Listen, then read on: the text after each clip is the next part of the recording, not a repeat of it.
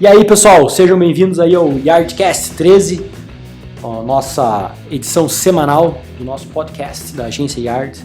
Hoje com um tema muito legal, nós vamos falar sobre experiência do usuário ou User Experience, contando um dos cases específicos, entre outras coisas, um case específico que a gente trabalhou ano passado, um case muito legal, onde a gente criou um projeto inteiro novo para um aplicativo e um site de cálculos de rotas de viagem chamado Qualp. Então nós vamos estar conversando hoje sobre isso e muito mais sobre User Experience.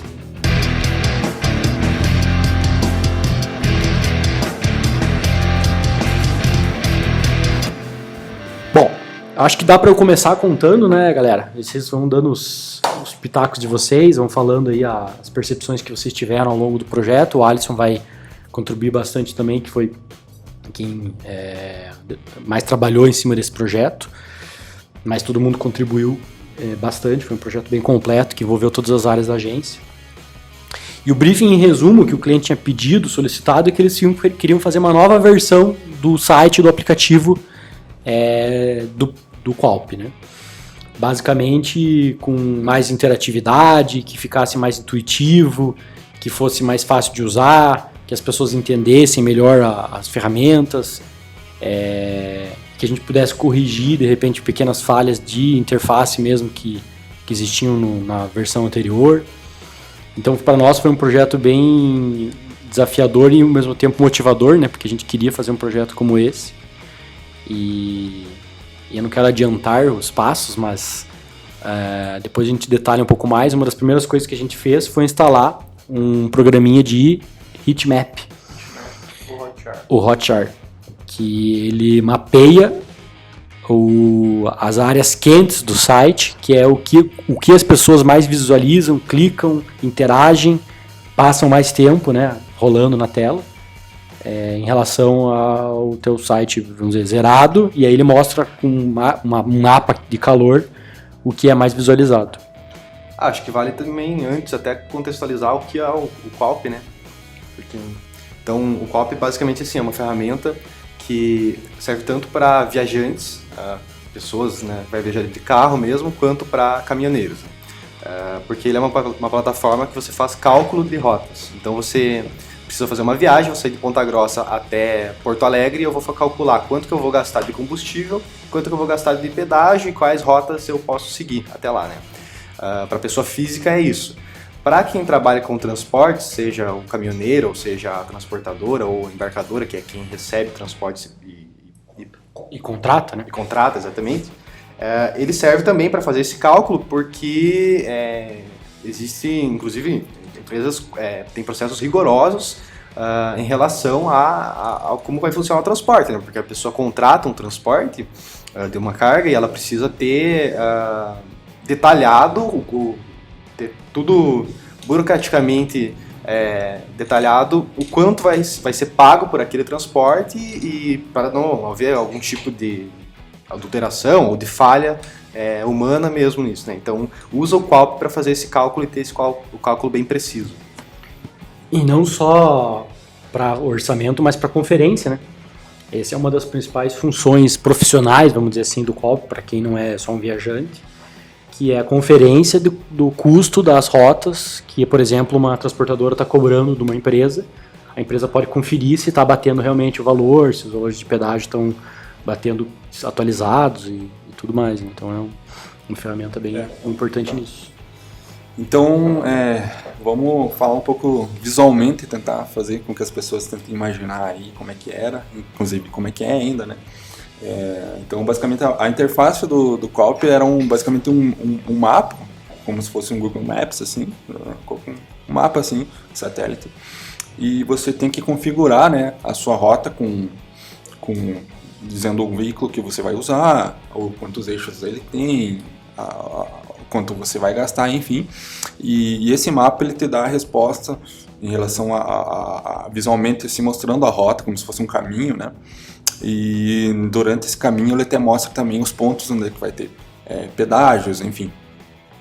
E a gente, com essas pesquisas que a gente fez até o próprio Hotjar, a gente percebeu que tinha alguns furos, né, algumas falhas em relação à interface antiga, né?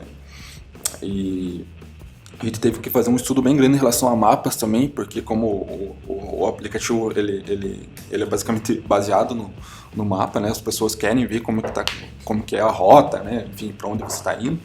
Então a gente teve que fazer esse estudo, né? Tanto é que se você for olhar para o Qualp, é a mesma coisa que você olhar basicamente para o Google Maps, né? Quando você vai calcular uma rota no Google Maps, a interface é muito parecida, né? A lógica é muito parecida. Acho que é legal validar que a gente entendeu que, diferente do Google Maps, o usuário do Qualp, ele não queria ver o mapa de primeira. Quando você abre o Google Maps, às vezes você quer realmente ver o mapa, a localização, navegar. O usuário do Qualp não era o principal objetivo dele. O principal objetivo dele era ver custo de pedágio e de gasolina, de consumo de gasolina. Ou seja, isso ficou nítido com o heatmap do Hotjar, que toda a concentração de cliques da página inicial, que tinha um mapa gigante na tela, ficava no cantinho direito, porque o mapa era deslocado lá para o cantinho direito. Então tudo concentrava ali, 100% da navegação e dos cliques, naquele cantinho direito, que é onde estava o formulário para a pessoa digitar cidade de origem, cidade de destino e o consumo do carro dela. Isso nos fez a primeira grande mudança, né? Sim, a gente repensou toda a interface, então na verdade ela nem de longe ela se parece, só as cores mesmo, mas a gente fez uma interface bem mais moderna. A gente tentou centralizar muitos elementos, então o que antes era meio escondido e deixava o mapa 90% aparecendo, agora fica ali parcialmente assim aparecendo. E basicamente teve fizemos muitos testes em relação com a nossa própria equipe para entender o que a pessoa queria começar vendo. Então, assim, o aplicativo ele já mostrava, na hora que ele aparecia na tela, ele já aparecia todas as configurações que você devia fazer. Não tinha nenhum. Então, o primeiro passo que a gente fez foi categorizar em passos, na verdade, né? Então, basicamente, o primeiro passo seria você escolher o veículo, né? Então, isso antes não tinha. Então, você escolhia o veículo que você ia usar, né? Tipo, um caminhão, um carro, um veículo. A gente setou para ser o escolhido caminhão, pelo fato da maioria dos usuários serem caminhoneiros, né? Enfim, ou transportadoras. E o segundo passo seria você configurar a rota. Então você escolheria a origem e o destino, configurava ali o valor da gasolina, né? E poderia também adicionar mais rotas. Então isso a gente teve que fazer um trabalho de interface aí, de visual, para ficar o mais fácil possível para o usuário. E o último passo seria o resultado, né? E nesse resultado você teria o total muito mais fácil aparecendo. Antes você tinha uma lista muito grande com várias especificações, né, que são importantes também, mas o que o usuário realmente queria era ver o total de quanto você vai gastar naquela viagem. E a gente fez isso muito bem, a gente deixou muito visível isso. Esse eu acho que é um ponto bem legal, né? Que a gente se preocupou em ver como era o objetivo principal do usuário. Era saber qual era o custo total daquela viagem, daquela rota. Assim, óbvio que tem uma série de outros detalhes, como tabela de frete mínimo para caminhoneiro, o custo só de combustível separado, o custo só de pedágio, outras coisas assim. Mas o principal, o mais importante, era o custo total. Então, além da gente centralizar o formulário no mapa, que foi o que o Alisson comentou, lá na página inicial o formulário está maior e centralizado na tela, o mapa fica em segundo plano no fundo. No resultado da busca, o total está em destaque, né? Depois que finaliza a busca, que é o que você falou, né? Ele fica com um destaque maior para o valor total daquele cálculo que foi feito. Mas também até no resultado muda a posição, né? De onde aparece e valoriza um pouco mais o mapa depois, né? Depois que quando apresenta o resultado. Ele muda de lugar e aí sim dá para ver. Não é que não dá para ver a rota, né? Dá para ver, mas depois que faz o cálculo. Acho que uma outra fonte legal de busca de informações, além de testes que a gente fez interno, como o Alisson comentou, a gente fez o heatmap do Hotjar, que aí você vê o próprio usuário utilizando o aplicativo, o programa, o site.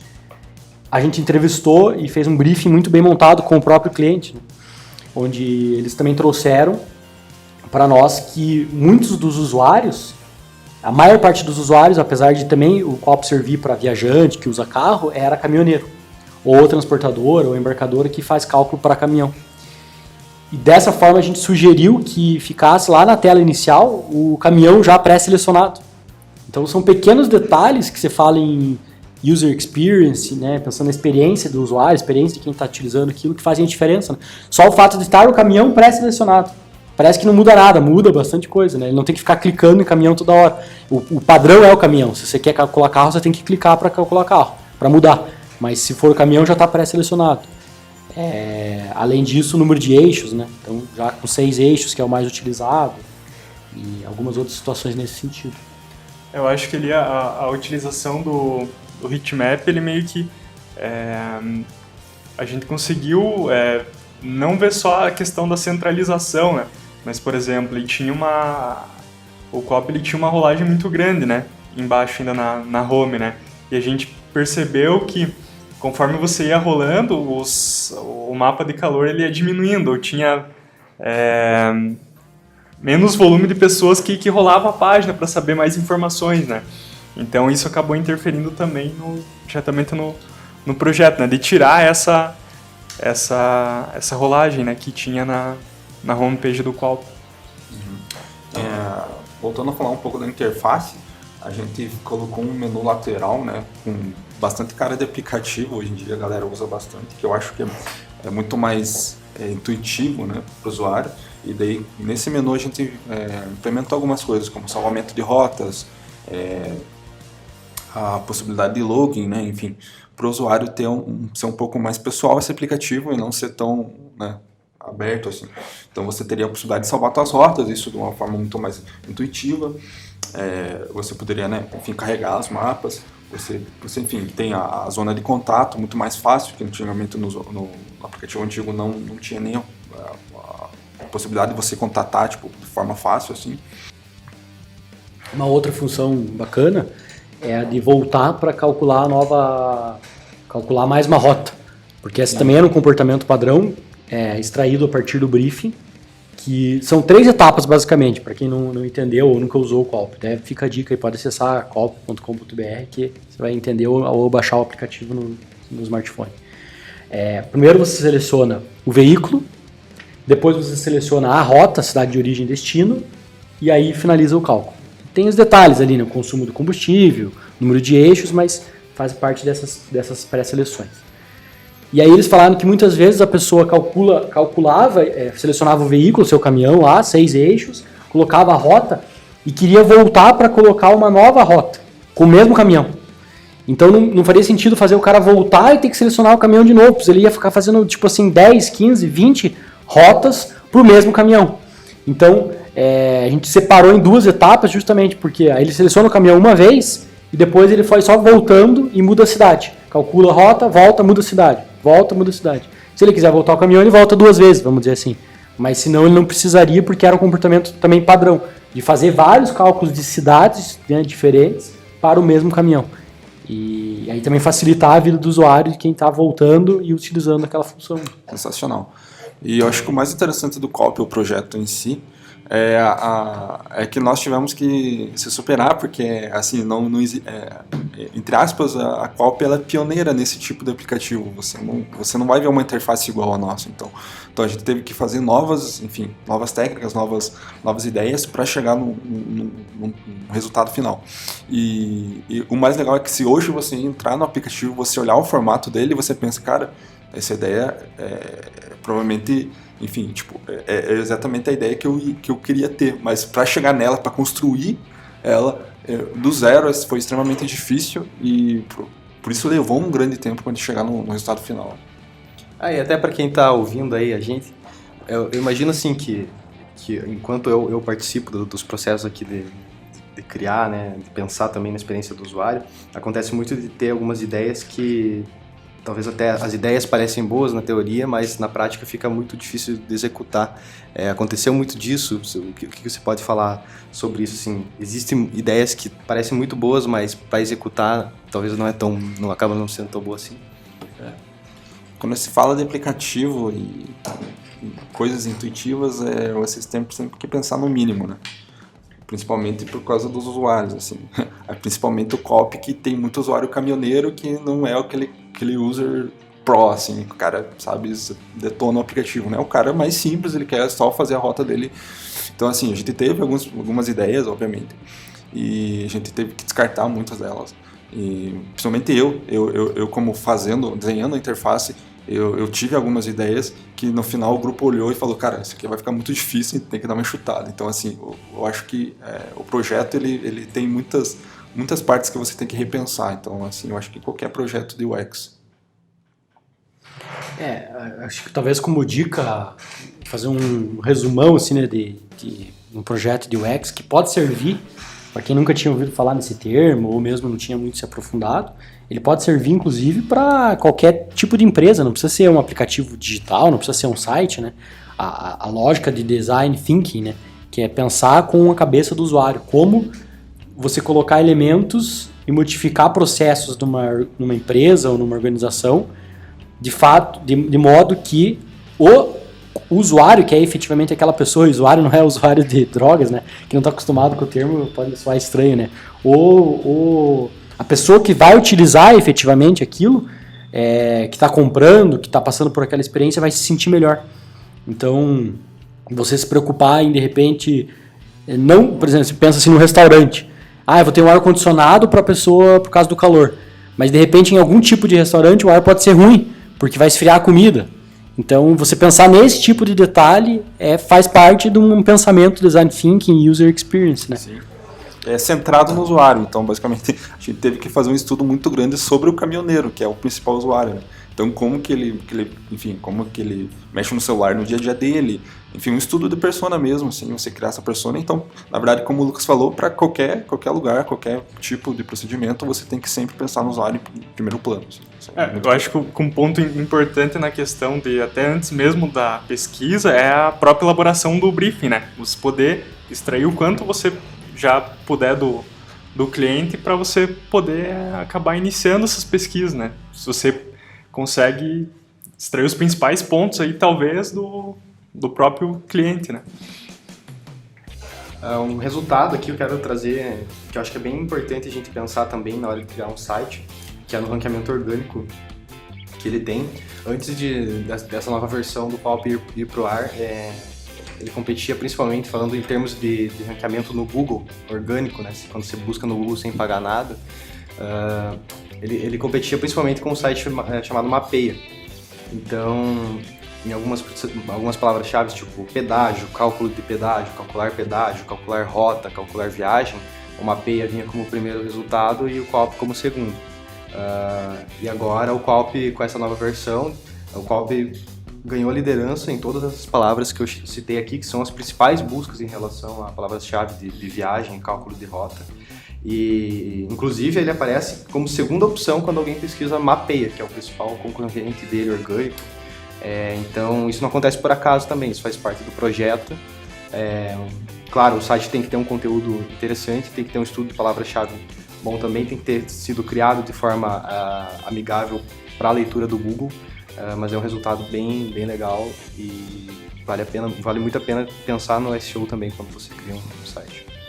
Não só isso, também como as próprias avaliações do aplicativo, né? Elas já vinham numa crescente e depois na interface nova isso mudou também, né? Você vê que tem muito menos reclamações e as pessoas que reclamam, às vezes, reclamam direto no aplicativo mesmo, né? Se tem alguma crítica, enfim. E no Google Play isso aumentou até a nota do Qualp. Tem uma matéria no Tech2, né, em relação ao Qualp, na interface nova, até a gente fica bem feliz porque percebe que, enfim, deu certo, né? Eu acho que a segunda parte no projeto foi uma relação, a gente usou um pouco de gamification, né? A ideia de gamification faz muito sentido justamente para pensar na experiência do usuário, que é você utilizar técnicas de jogo, de competição, de pontuação, de acúmulo de premiações. Se você cumprir etapas, você ganha prêmios, você poder comprar coisas, deixar a experiência mais lúdica, mais divertida, mais leve, e não tanto assim, você compra 10 créditos. Em vez de comprar 10 créditos, você pode conquistar 10 Qualp Coins, que foi o termo que a gente criou lá para o Qualp. Acho que não está ativo ainda essa função, Não sei se, porque como era uma função nova e dependente da estratégia comercial deles, não sei nem, talvez possa nem ser que nem vá ser ativo em algum momento, mas fazia parte do nosso escopo, que era criar a moedinha Copcoin, né? A gente criou o Copcoin, que era a moedinha do Cop. Então, em vez de eles venderem, quando eles forem vender créditos, eles vendem Copcoins, que são moedas do Cop, e pode criar metas para o usuário, por exemplo, visualizar vídeo de patrocinador, clicar em vídeo de patrocinador, cumprir ações dentro do aplicativo para ganhar a pontuação, como se fosse um jogo mesmo, e em troca disso ganhar ou conquistar os seus Copcoins e poder utilizar a ferramenta. E isso substitui basicamente a mesma coisa de você vender créditos ou vender um pacote comercial. Vou vender crédito. Como posso transformar essa venda de crédito em algo mais leve, mais lúdico, mais brincalhão, vamos dizer assim, que a experiência seja mais interessante para o usuário. Teve também a adição de alguns banners no próprio mapa, né, de patrocinadores, até teve algumas ideias que a gente teve que poderiam ser pessoas, empresas que poderiam patrocinar o Qualp e o banner aparecia, digamos, um restaurante, existe um tal restaurante a 100 km daqui. Então, assim, a gente deu várias ideias para ajudar comercialmente também a Qualp, vale dizer isso, né, que, enfim. Com certeza. Eu acho que, em resumo, era esse o projeto. É um projeto bem legal, foi muito satisfatório para a gente fazer, foi muito resultado, a gente gostou muito, o cliente também gostou bastante do resultado. E fica aí como experiência e dicas aí se você está buscando pensar na experiência do teu cliente final, seja ele uma loja física, seja um aplicativo, seja um site. O site e o aplicativo normalmente é algo mais fácil, né? Mais assim, até óbvio, você tem que pensar na experiência do usuário, mas não precisa se limitar só a isso. Mas mesmo sendo óbvio assim, existem muitos sites que a gente se frustra muito por usar eles e ver que eles não pensaram em quem vai navegar. Então, por mais que seja óbvio, nem todo mundo faz. Com certeza. Você pega uma das primeiras questões que hoje parece ser já aparentemente está batido para todo mundo, mas que até alguns anos atrás não era, que tem tudo a ver com a experiência do usuário, é o site ser adaptado para celular. Então, esses dias até eu estava conversando com um amigo meu que nem trabalha com publicidade, com nada, e ele foi entrar num site no celular dele e falou: porra, em pleno século XXI os caras fazem um site que não funciona no celular. Ele como usuário revoltado, né, usuário daquela ferramenta, revoltado porque o site não adaptava para celular. Então é um exemplo prático, bem simples e objetivo de que, pensando, cara, por que tem que adaptar? Porque em muitos sites 70%, 80% do tráfego é celular, é com o celular. Então isso é pensar no usuário, né? Então, desde isso até detalhes lá dentro da experiência, de como a pessoa vai navegar e tudo mais. Exatamente. Como eu mexo bastante com as campanhas aí de clientes no Google Ads, ele tem esse dado de qual dispositivo as pessoas acessam mais, né? E geralmente em quase 100% dos clientes aí é celular, mais de 70% dos acessos provenientes de anúncio vindos do dispositivo celular, né? Imagino que isso se repete muito na busca orgânica, enfim, né? Mesmo comportamento. Se tiver aí algum cara que desenha interfaces, um cara que mexe com X aí, vale a dica que nem a Qualp, a gente teve um projeto de fazer, né, no desktop, primeira versão, né, a gente não tinha, enfim, a versão mobile ficava para a própria empresa fazer, e então a gente teve que fazer uma interface que tenha um porte muito forte para o mobile, então você teve esse cuidado totalmente. Até hoje, se você vê a versão mobile, você pensa que foi feito ao contrário, né, foi feita a versão mobile primeiro para depois o desktop. Então, sempre mobile first primeiro para tudo, porque hoje em dia é o celular que está dominando e tal, ainda mais no aplicativo de celular, né, obviamente. Então, fica aí a dica. Eu acho que vou até dar só uma dica, a gente falou um pouquinho do Hotjar, né, foi até a parte um pouquinho que eu ajudei mais ali, instalei e ajudei a monitorar. O Hotjar, ele tem alguns concorrentes também, tem a sua versão paga, mas na versão free, que foi onde a gente conseguiu tirar bastante insights, ele tem até um volume assim bom que ele consegue coletar, né? E ele é dividido em três 3 ferramentas, que são os Clicks Heatmaps, que são as áreas clicadas, né? Os Move Heatmaps, que são os pontos em que o visitante passou o mouse, e o Scroll Heatmap, que ele revela até onde o usuário rolou a página. Então, se você quer ter um panorama, né, do comportamento do usuário, que o usuário tem no teu site, né, você instala lá o Hotjar e já consegue ter uma amostragem legal do que ele dá para fazer, né. E a versão paga dele é muito mais completa, tem outras funções também, e vale deixar os concorrentes aí para quem quer dar uma pesquisada e se aprofundar mais, que é o Crazy Egg e o ClickTail também. Show. Acho que é isso aí, galera. Obrigado aí pela participação de todos e até a próxima.